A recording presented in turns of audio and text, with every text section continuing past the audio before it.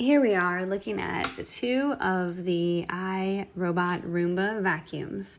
We're comparing over here, this is the J7, which I've had for a couple of months now, and I like this one a lot, and it empties itself out, which is really nice. And we're comparing that here to the older E5 5150 model, which I've had for several years.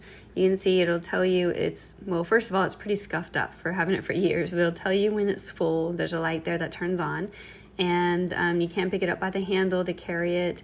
You have to push the button. It is manually turned on, so you do have to push the button for it to turn on. There isn't an app or anything that directs it to turn on. The base itself is pretty small, so you can fit it anywhere easily, which is, I have it tucked away in the corner there. Now, the main thing you notice here with this E5 5150 that we've had for many years, it just kind of runs into things. It runs into a lot of everything, and it runs into it kind of hard. So that's a big difference. It just kind of goes on full force and runs into everything. When it hits something, it bounces off. So, it does well that way, but it's just kind of trying to go anywhere it can. And it can be a little distracting. So again, you have to manually turn it off. And over here with the J7, this one, it collects trash. So you can see here, this is almost full, and here's an extra backup bag for it to collect and empty the waste bin in there. It's easy to slide on. You just slide it right in the slot. There's instructions here that show you how to do it. So it comes with one and also with one extra as well, and it empties itself, which is really neat. Now the J7 has an app, so I'm demoing the app here for you. You can see this app is so awesome. I have, it shows you where it's at in the house, where it's vacuuming. I have it, you can hit this button that says vacuum everywhere or to vacuum only certain rooms. I have all the rooms set up and mapped out in the app in my house downstairs. So if I hit vacuum everywhere, it will turn on and start vacuuming everywhere. And that's what I just did. So here we go. It's backing up now and turning. And one thing that's different about this model is it has a camera on it.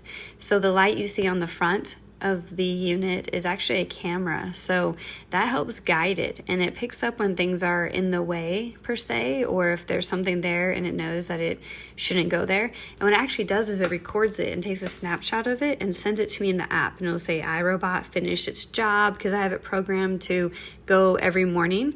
And you can see how it's just not running into everything. It's not slamming into everything. It's taking its time, maneuvering.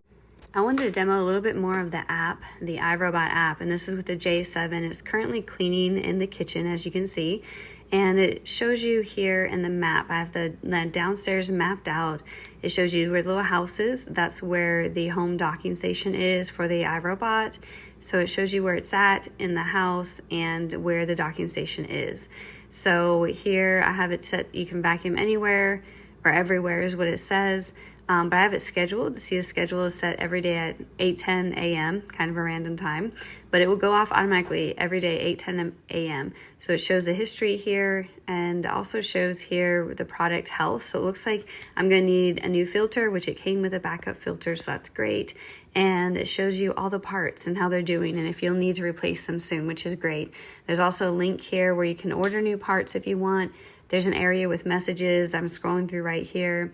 So you can set a schedule to any time of the day that you want for it to go off. And this shows the history here of the total area that it cleaned, how many jobs it's done, and you can see over a lifetime if you want, and going down every day.